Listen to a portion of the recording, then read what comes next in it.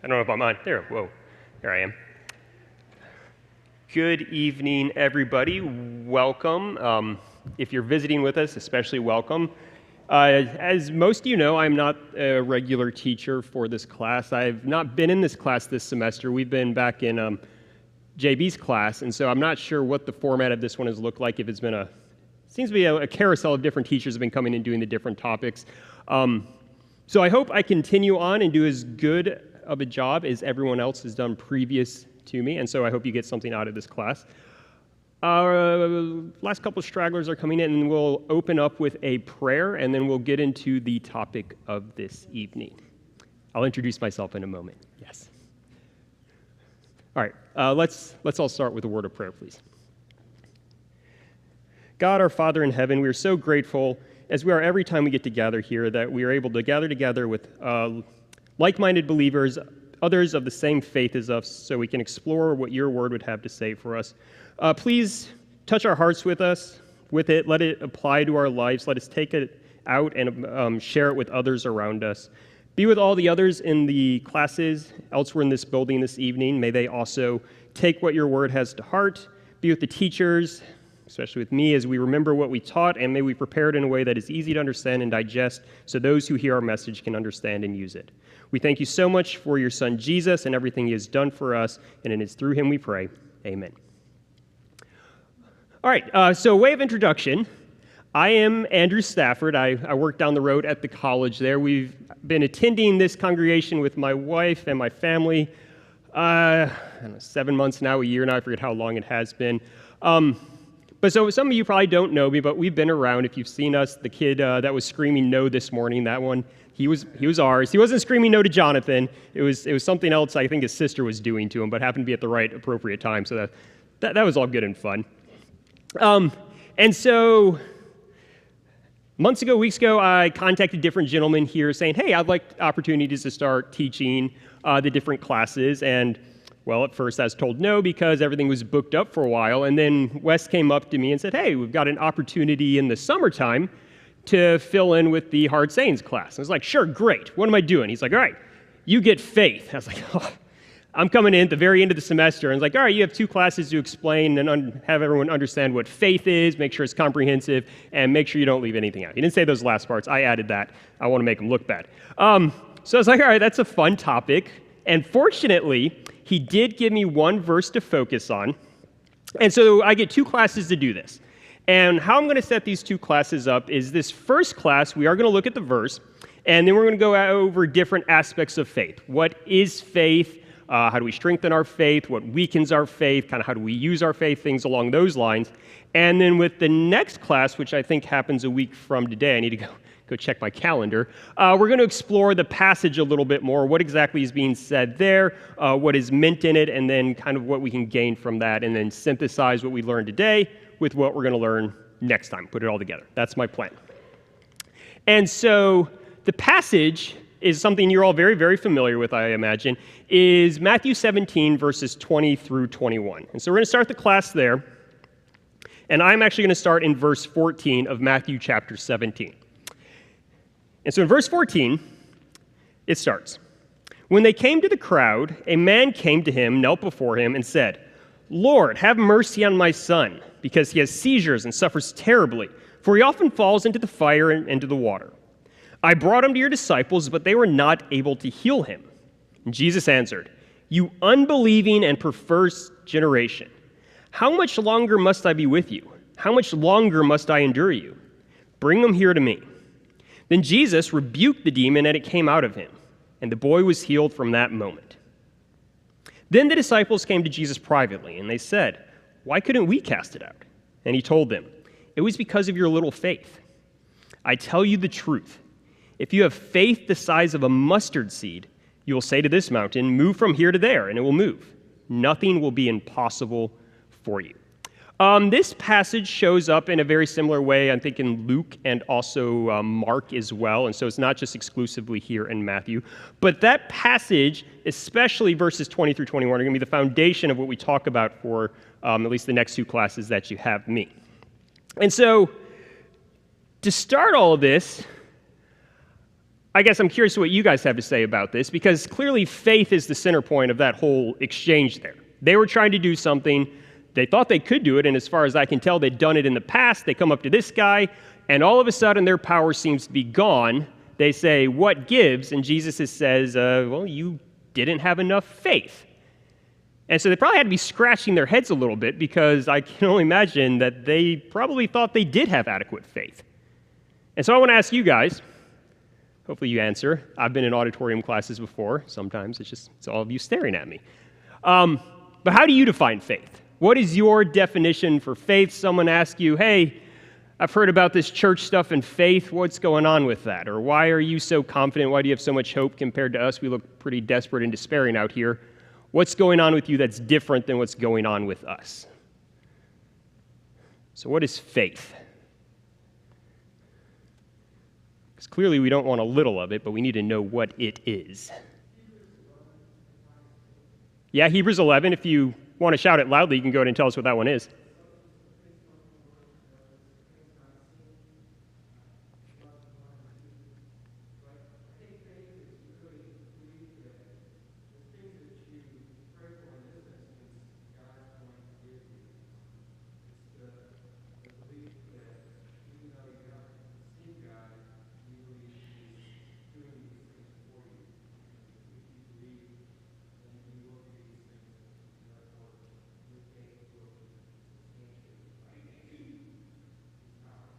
Okay, so if you didn't hear that, a strong component of belief in the things God says He has done and will do for you.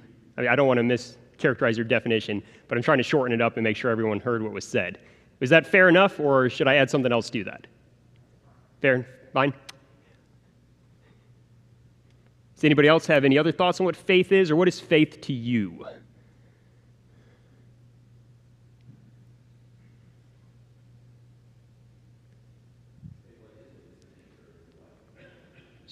Sorry?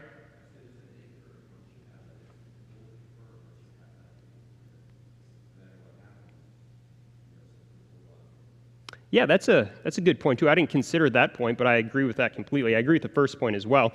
And so all the different definitions of faith, because I knew this was coming in this class, so I looked up all sorts of different things. But I tried to simplify it as much as possible, because the more complex an answer is, the harder it is to share that answer with somebody else. And so this is the best I came up with to make it digestible, something you can easily explain to somebody else about what is going on. And so up there on the screen, you can see faith is trust. And I think the first gentleman, I'm sorry I don't know your name, was really getting to that point, is the belief that God can do something. But it's a little bit stronger than that, because as you get into the Hebrews 11:1 passage, there's a confidence that comes behind that belief as well.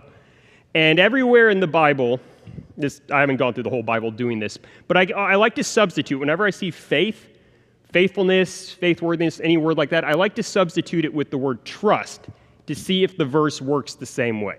And in pretty much every instance, I feel that it does, and I understand what trust is because we use the word trust all the time.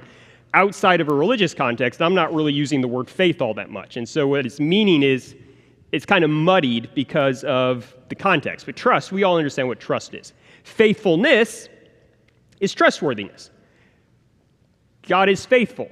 Everywhere else in the Bible where you see the word faithful, put God is trustworthy, and it works 100% of the time, and then it makes perfect sense of what's being talked about in those passages. And so, as I said, I really tried to simplify it because long definitions or even the Hebrews 11 definition, if I go out and tell that to somebody, they're going to well, what does that even mean? It's like, well, I don't know. It's what Hebrews 11:1 says. So you go take it up with Hebrews, not me. And so when it comes to faithfulness, how much do I trust God is the huge component of my faith. Do I have a lot of faith? Do I have a little faith? Do I trust God a lot? Do I not trust God a lot? Do I trust God a lot in this situation, but not so much over here? And then how trustworthy is God? We have the answer to one of those questions already. How trustworthy is God? Easy answer. Very. Ultimately, 100% trustworthy. So any deficiency of faith comes on whose side? His side or my side? It's our side. All right, so then we know that we are the problem, and we have to look within ourselves to help fix that. So that helps there. All right. It manifests itself in a lot of different ways. So you remember the story, Moses, they're fighting, I don't remember the story. The Amorites, I believe. It's the one where he has to hold his arms up so they win. Who are they fighting there? Amalekites? One of the ites. Him keeping his arms up, the words that is being used there is his arms are being, they come to stabilize his arms. That's faith, is the same word that is being used there to keep his arms up, to keep him trustworthy, to keep him stable, to keep them reliable. Because when his arms went down, what happened to that battle? They started losing. And so stability, reliability, trustworthiness, consistency, faith manifests itself in lots and lots of different ways, but ultimately all comes down to trust. How much do I trust God with everything he tells me in the Bible, that if I live according to those decrees and those words, that my life will turn out the way he says it does? A lot of the times, which we'll explore next time with that passage there, things don't go according to plan when I start trying to do things my own way. I think I know a little bit better. It's not that I don't trust God, because, look, I'm in this building. Why would I be here if I didn't trust God, at least some? But sometimes I think maybe God has a little wrong, and so I'll help him out a little bit. And that's where you start to get into this idea of little faith, less faith, lack of faith, weak faith, things like that. And so we'll explore a few passages, faith through the Bible, try to make my point here. It starts out in Eden. Eden. All sorts of stories and things that happen in the Bible. If you go back and read Genesis 1 through 3, you'll have a lot better understanding of all these weird things that happen throughout the rest of Scripture. What happens in Genesis 3? What's the big story there? Not in Genesis 3. Creation happened in 1 and 2. What happens in Genesis 3? The fall. Yes, exactly. And how many different commands were they given in the garden? 4, 5? It's a very short list. When you can actually go and count something, there's not a lot going on. So you think it should have been rather simple for them to do what they're supposed to be doing. Except for, what was one of the commands? There was be fruitful, multiply. What is the big one, though? Starts with the D. Have dominion over the earth. What kind of details did God give them with that? If God comes to you and says, hey, rule the world, and then walks off, you're looking around like, okay, on the surface, that's a really simple command. But then as far as we know, they weren't given a whole lot of details on how to do that. And so you have to sit there and kind of put yourself in their, well, they didn't have shoes, their feet, I guess. And like, all right, you're given this command, and you don't really know what to do with it. So what do you do? In comes the serpent. And the serpent comes to Eve, and what is his tactic? He lies to her, sort of, deceit, and causes her to do what? It causes her to start to doubt God. Her faith, her trust in what God told her and what she'd been communicated starts to diminish. And then she sees, oh, the fruit over there can give me wisdom. God told me to rule the world, and in order to do that, we probably need to have a little bit of insight on what's going on and how to do things, so I wasn't provided that by God. Take, bite, now I have knowledge of good and evil, so now we can rule the world, everything's happy, right? Wrong. They lacked faith.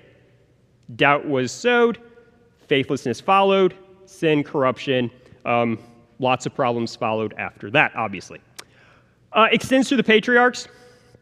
Pretty much Genesis 11 through 50 is more or less a huge display of God being faithful and all the characters in the Bible essentially being faithless. They have their bright, shining moments, but Abraham, for example, leaves his homeland. All right, good job, Abraham. And he's given a promise, land, nation, seed, we know that promise. Except for every step of the way, you see him kind of trying to do things his own way. Whenever there's a problem in the land he was promised, this happens with every patriarch except for Isaac, what do? They scurry on down to Egypt. Like, oh no, God promises this land, but things aren't going great, so out we go. They display a lack of trust. Jonathan did a great job this morning talking about the Sarah situation. He was promised a kid. He's 100 or whatever, she's 90-something. You don't have kids at that age, so they try to do the Hagar thing, and then when they're told, no, you'll actually have your own kid, they laugh about it. There was a lack of trust. Jacob deceives his father, deceives his brother, there's lack of trust. All throughout the patriarchs, there's lack of trust, lack of trust, lack of trust.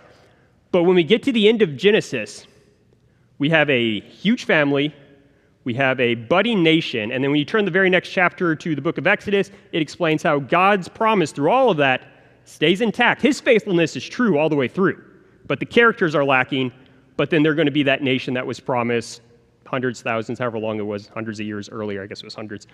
Parts of the self-description in Exodus, I am going to make you turn to this passage because this is super important in understanding who God is. So if you go to Exodus 34, Exodus 34,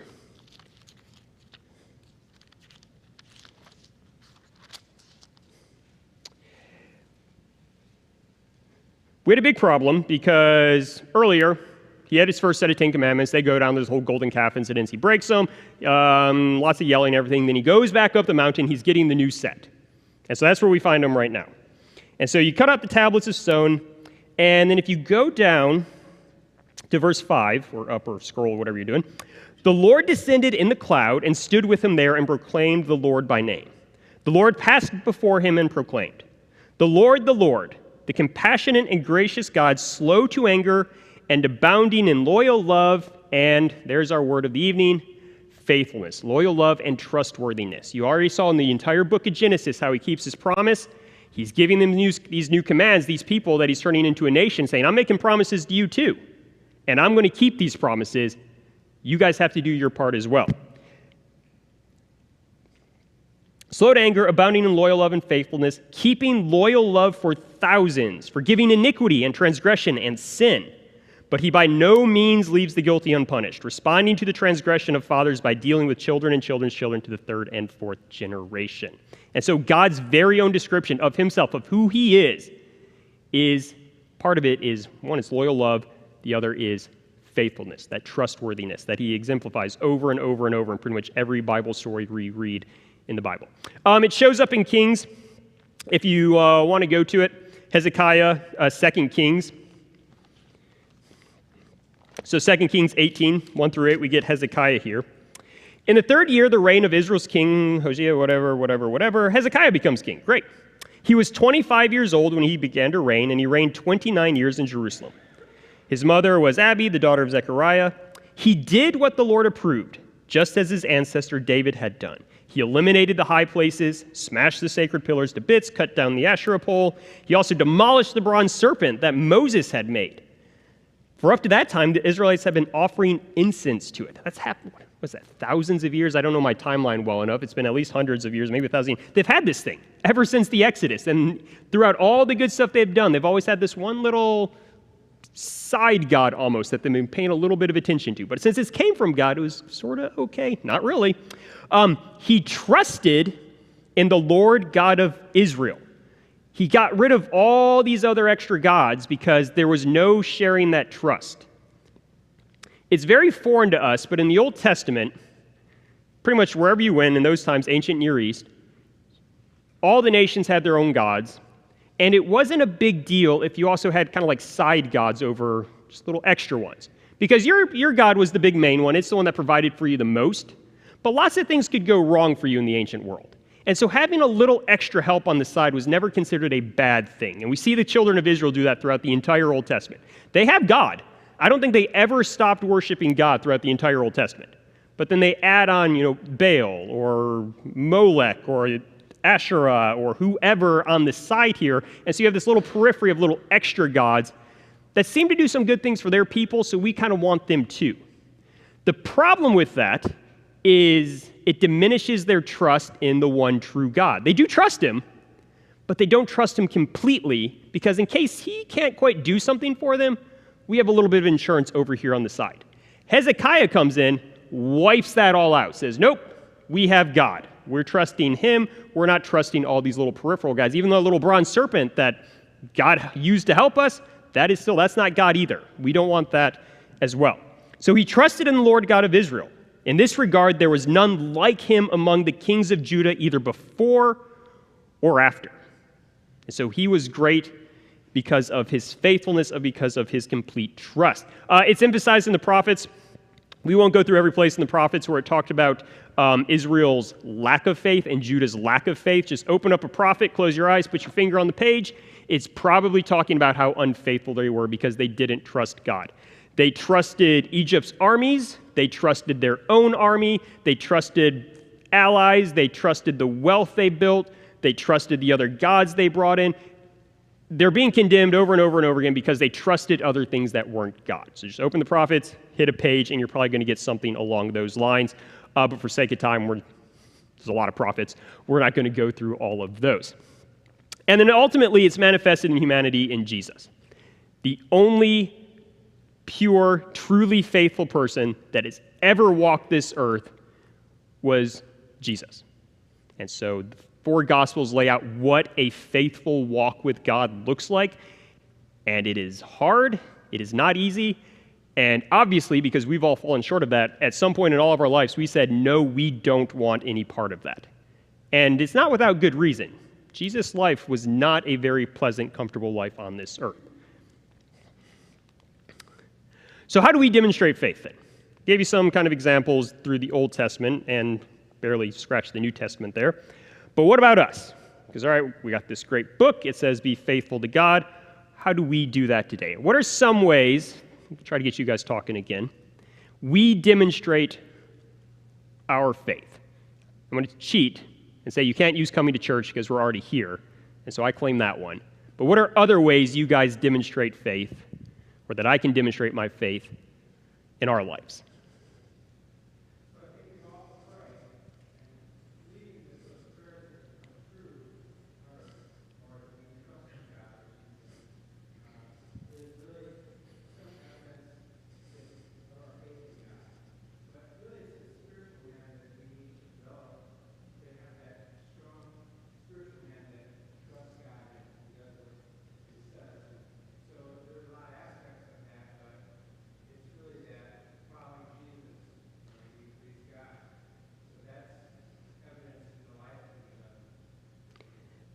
I'm going to pick the prayer part out of the beginning because that was an excellent point. And I'm going to expand on it a little bit. How silly does prayer seem to us? If you think about it, ultimately, what is prayer? We're either talking out loud to somebody that's not here, or we're thinking quietly in our heads, asking something of someone who also still isn't here. As a human, as someone who's not part of our faith group, our church, whatever you want to call us, our congregation, how silly is that? Except we do it. And not only do we do it, we expect something from it. And so even though it's such a very simple thing, because I can pray privately and no one else can know I'm doing it, we can be in whatever crazy dictator country that executes Christians, but they have no idea if I'm saying a prayer in my head or not. So it's something I can do very safely. But it still takes a great deal of faith because it seems like a very silly thing to do. And we're going to talk about kind of the building and growing faith part later on here. So we'll come back to that part. I don't want to get to that yet. So we have prayer. What else? Baptism. It's another thing that is very silly looking outwardly, okay? I mean, even the Bible kind of talks about that. All right, great, you got wet. Who cares? But we're not going to go into all the details of baptism, what it does and how it does it. But it's another example of, we'll just pick on Naaman real fast. He had the same problem, like this seems ridiculous, but it had great, great effect. Prayer, baptism, what about non-religious things? There's really no such thing as a non-religious thing because our lives are fully encompassed by it. But things not directly involved in worship exactly.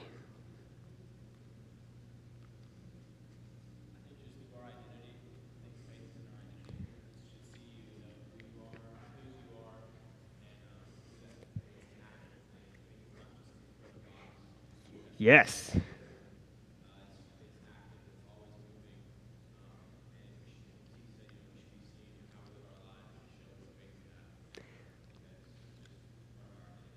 Identity is huge because that encompasses a whole lot. It encompasses what we wear, how we speak, where we go, what we buy, who we interact with. All of these things are wrapped up in the identity of who we are as a person. And if who we are as a person is not a 100% faithful individual, it will show in aspects of our identity. Sometimes it'll be obvious. Other times it'll be subtle. Other times it'll be imperceptible to anybody but ourselves. But yes, all great answers. And so the answer I have, which may be helpful or unhelpful, is to demonstrate faith. This will encompass this big umbrella that all these fit into, is living by wisdom. Living by wisdom. And so I have these things that practical living doesn't equal wisdom. Lived experience doesn't equal wisdom. Obedience doesn't equal faith. I got away from my little wisdom theme there. Didn't mean to do that. But to give you an idea of what I'm talking about what wisdom is, and godly wisdom versus earthly wisdom. We kind of talked about earthly wisdom a little bit of how silly we look. But here's another example. So, I'm not a business person, so you business types maybe you can imagine doing this. But imagine setting up some international influencing and recruiting organization. This is your goal. You want to set up an entity that does these things. And so, to pitch to potential members, this is what you promise them. You will have no status in your community whatsoever. And if you have status, you need to get rid of it, essentially. You're going to be poor, so just everybody loves that. You're going to have less time, and there's going to be a huge time commitment to being part of this organization. You'll have to do extra stuff for your enemies. It's actually explicitly stated in our bylaws that you've got to kind of do twice as much for your enemies if they make you do it. Each chapter is independent, staffed mainly by volunteers, and those volunteers are also probably going to be you. If there's someone being paid to be here, they're probably corrupt. Don's in the corner. I always like making fun of the preachers. You have to admit to how hopelessly awful you are before you join.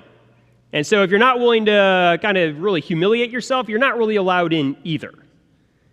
There's also no centralized structure. And so if things start going poorly in your area, maybe some of the other chapters will help out. Maybe they won't. They're not going to be compelled to, and so you're kind of on your own. How silly does it to us to set up a company, an organization, or anything like that? But what is that? That's the church. That's literally what God came down here, Jesus came down here and set up to spread all of his word and his hope to all humankind. And so wisdom, I forget what's next on my slide here. Here we go.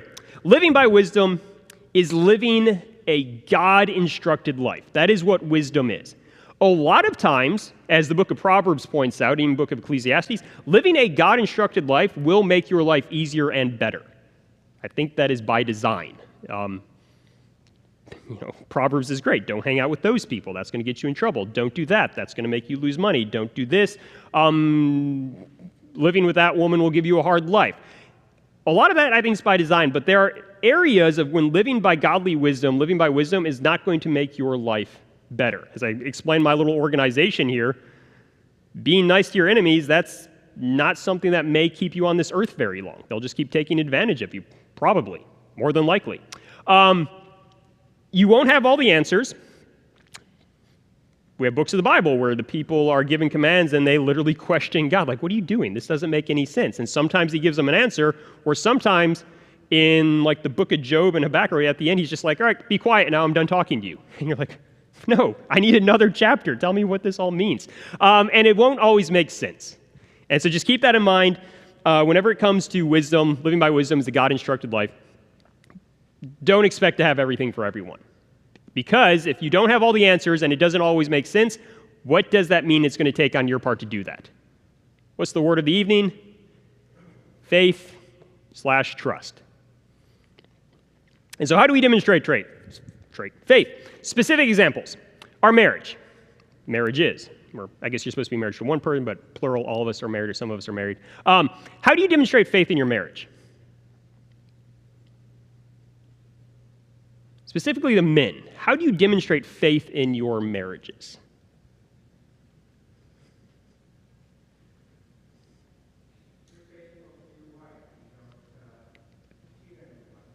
Okay, that's a big, obvious one.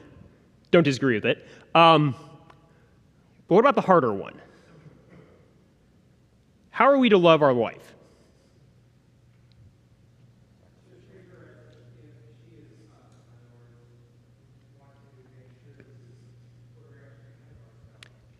Right, I'm trying to fish the verse out of your heads.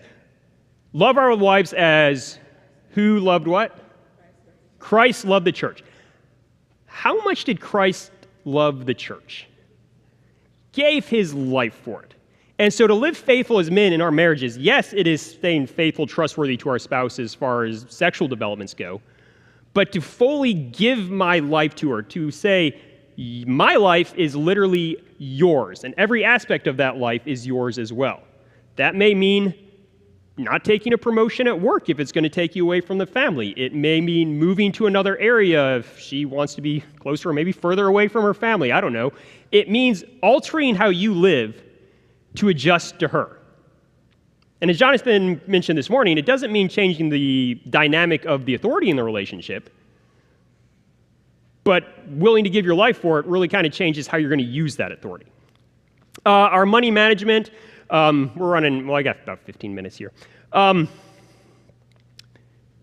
management, to me, the easiest way, Christian Money Management 101, is don't worry at all about your money and be exceedingly generous.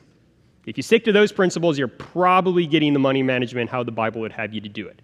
The number of Bible verses that say, don't hoard your wealth against the poor people and, give, it's most of them. And so it's hard to do that, though, because money represents how much self-sufficiency we have. If I have enough money, I can buy all my food, I can buy all my clothes, I can buy a nice place to live, I can buy good health care, nice transportation. I can be very independent if I have enough money. But then where does my trust start tiptoeing over to? My money. And so if I'm exceedingly generous and I don't worry about having money, God says he's going to take care of us. What does he say about the sparrows? Who knows the sparrows verse? Sorry? Yeah, they don't sow, they don't reap. And then he says, you are worth more than many sparrows. And he's like, I know these elements of the earth need these things and have to do these things, and I provide for them. Well, guess what? I care about you 1 billion times more than those things, so why am I not going to provide and care for you as well? And so with money, it's hard. At different points in my life, I've had a lot less money than I've had now, and so I can understand how having nothing feels. It's not fun. One of my most vivid memories is back in the days when debit cards, if you overdrew, I don't know if they still do this anymore, well, they charged you for not having money in your account when you went over, which kind of, it didn't make any sense. Like, you don't have any money, so you got to pay more money for the money that you didn't have. It's like, well, if I had money, that wouldn't have been a problem. But I went to buy, I remember it vivid, it was a cookies and cream, Hershey's cookies and cream candy bar. I still love those things. So it was like $1 back in the day. This was 15, 20 years ago. And it ended up costing me $35 because I didn't have that dollar or whatever in my bank account, and I swiped my card, and I got the overdraft fee, and I had to wait, a week until the paycheck rolled in order to pay the overdraft fee for that candy bar. And so having $0, it's not a very good feeling, and it kind of hurts, and especially in America, it's a little embarrassing. But we don't need to be worrying about those things, and we need to demonstrate faith by even being in those conditions, sharing with others. Our jobs, this could be, there's so many different examples here, we won't get into any of these.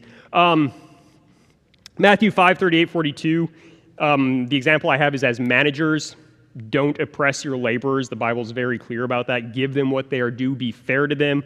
They are human beings as well. You are in a position of authority, don't lord over them and be jerks to them. And so that's one way you can do it. If you're an employee, of course, be on time to work. Don't steal time from your employer. You're there being paid to do a job. Do the job. Don't fiddle over off to the side doing who knows what.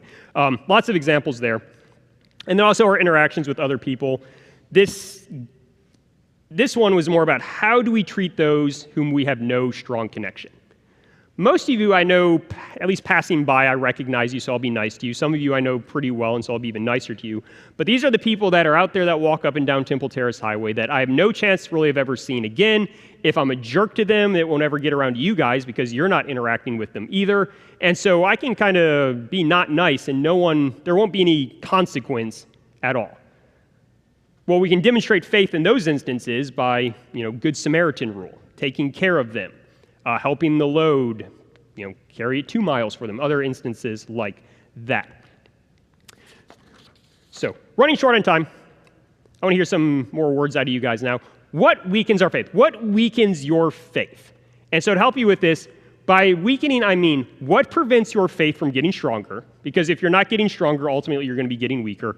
Or what takes the faith you already have and diminishes it. Think about your entire lives, different things that have happened that your trust in God either was stopped from growing or actively became smaller for some reason. And I can guarantee you none of you have had the same amount of faith you have at this very moment at different parts of your life. So if anybody wants to share any examples of when that has happened.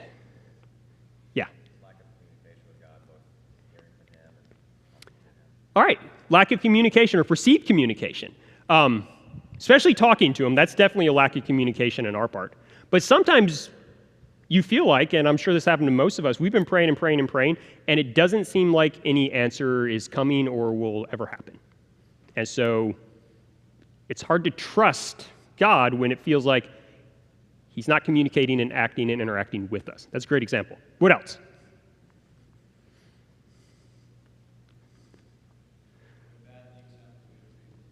Yeah, that's disheartening. Because how many Bible verses say, hey, I'm going to protect the righteous, or the righteous will be protected. I'll be a shield about them. And then you turn on whatever device or whatever, you get different news or world events, and awful things are happening to people that are innocent. Or people in the church that you know are good people, and terrible things have happened to them. That's a great example. What else? What else weakens our faith? Or prevents it from growing?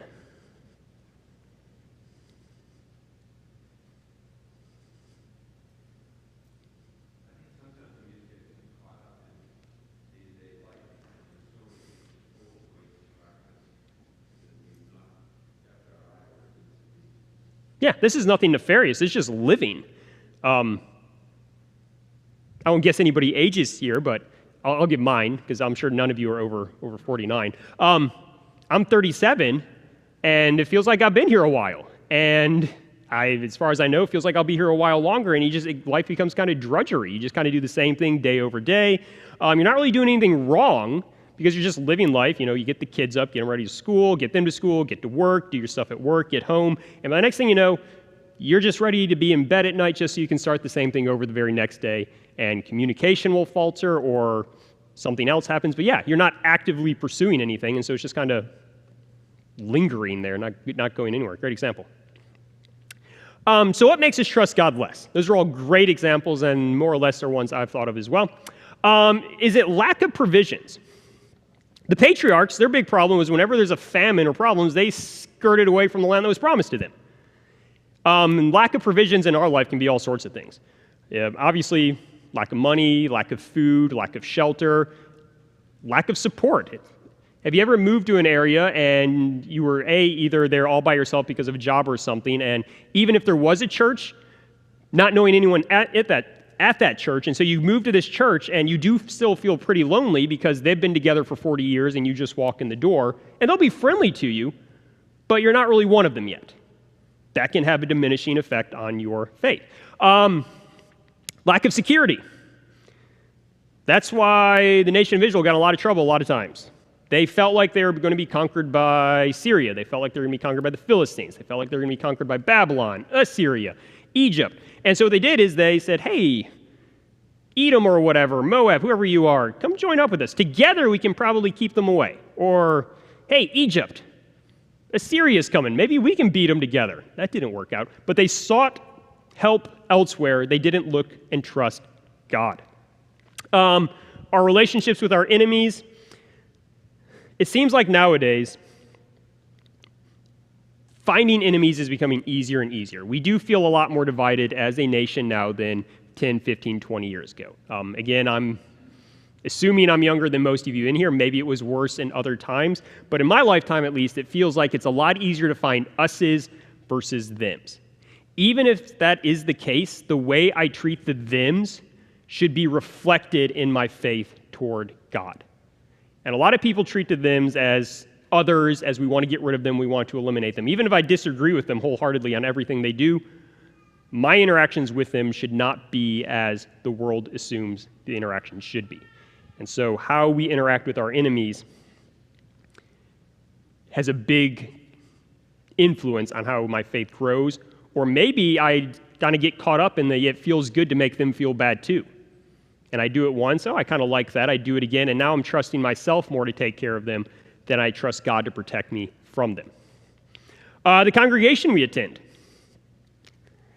This can be very disheartening to attend a congregation that is shrinking. Depending on where you are in the country, you had a congregation that had 100 people. Now it is 35, with no sign of turning around. That doesn't feel good. It feels like the church is losing, the world is winning. Or you're in a congregation, and not so much that it's shrinking, but maybe it's exploding, but because they've kind of sprinkled in something else over here on the side that you don't find in the Bible. And you don't want to give up on that congregation. There's people there you love. There's people there you know. Your family may have been there for the church has been around for 150 years. That's the only place you've ever been. And so you don't want to leave it and abandon it, but you see these other influences, and you feel helpless to stop them. And you feel like God's not doing anything either. And so depending on where you go to church, it can have a diminishing effect on your faith. Or maybe you're in a congregation where instead of weakening your faith, there's just not a lot of nourishment and your faith isn't growing at all. Lots of different ways that can go as well. One thing that can have a huge influence on weakening our faith is this thing called inattentional blindness. And just quickly, it's when you're so focused on something that you miss something else over here completely. Is what Jesus was talking about. You see Matthew 7 there. Is when you have the board coming out of your eye, but you're so concerned about the speck in somebody else's eye, that your focus on that makes you completely ignore the issue that is hurting your faith that's right in front of your face. And so the little studies on this was fun. You may have seen it. It's guys, they're throwing basketball back and forth, and the people who come in, they're researching and say, hey, focus on the basketball, count how many times they pass back and forth. And in the middle of the video, a gorilla walks through, a man in a gorilla suit. And then they ask the the participants in the study, like, all right, when did the gorilla come through? And half the people said, what gorilla? Because they're so focused on the basketball, they miss this giant object going right through in front of their faces. It's inattentional blindness. We misplace and distort what we should trust.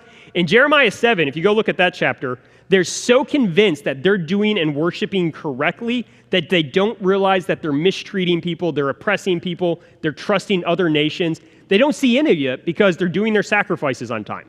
They're sacrificing the right animals. They're going to the temple and doing the right things there. They become blind to what they're doing wrong because they're so focused on these other aspects over here. All right, so to wrap this up, I got 5 minutes. I heard the little bell thing. On the flip side, instead of shrinking our faith, what makes us trust God more? And since we're getting close to the end here, I'll just go through these. First, know what he wants of us. In order to have trust, it takes having a relationship. I've got kids now. There's 3 of them. Most of the time, they do trust me. Take them to the swimming pool, and at least 2 out of the 3 now, you try to get them in deeper water or whatever. Even though they know that I will protect them and nothing bad will happen to them, they don't want outside of where their little toes can touch the bottom. It doesn't matter if they're with me, with mom, whatever. They scream, no, take me back to the side. If I don't know God, it's hard for me to trust God because he's a stranger. And it's natural for us to be untrusting of strangers. It's not a bad thing, stranger danger. But the only way I can know God and get to know God are being around other individuals that know God, to see him in them, and also to open up what he has told us about himself. And he has lots there that he has told us about himself. So the more we learn about him, the more we read about him and see what he's done for humans, for all of history, and how faithful he is, the easier it is for me to trust him when it comes up with silly things like, I guess I have $5 left in my bank account, but that person over there really needs something to eat. Okay, I will give that money up because more or less God says, trust me, I'll take care of you, even though I just gave away my last penny. Practice your faith. This one seems obvious. A quick note on this one. If you're feeling weak in your faith, and I get all of us are, let's be honest with that one, instead of trying to eliminate something bad out of your life, I'm saying this at church, don't worry about that so much. Try to start doing something good for other people and grow your faith that way. Because as weird as it is, when we start trying to eliminate the bad out of our lives, our focus is still on us. You start doing more good for others, the bad stuff will slowly start to work its way out. You still have to be intentional about it. Don't just like, all right, it'll just disappear completely. But start focusing on doing good for others first, and your faith will grow faster than just trying to get all the bad out of your life. Because you can actually have a perfectly, I don't do any, sin life, but then you're just kind of in a closet by yourself, not doing any interactions, and you're not actually living a faithful life at all. Start by helping others first, and then work on the others later. And then questions. Always ask questions. Questions. The Bible encourages you to ask questions and have a dialogue with God, because he makes us do a lot of hard and complicated things that our little human brains say, this doesn't make sense, and that is okay. If you go to the book of Job, the entire book of Job is like, this doesn't make any sense. What's going on here? And even at the end of the book of Job, when you get the explanation, it's not really that great of an explanation. The book of Ecclesiastes. If you read Proverbs and Psalms, you're like, all right, things are great. And then read Ecclesiastes, and it's like, random stuff happens. That doesn't help either. The book of Habakkuk. He says, hey, bad things are happening. God's like, great, Babylonians are coming. And Habakkuk's like, wait, what? They're even worse than the Judah people that are doing the bad things. And then there's questions in that as well. And so do all those things, it can help grow your faith. And I'll conclude with that one this evening. Thanks for the participation and listening. Next time, we're really going to explore the passage from Matthew about faith growing like a mountain, or helping move a mountain, what's going on with that. So I really look forward to that. I hope you've enjoyed the talk.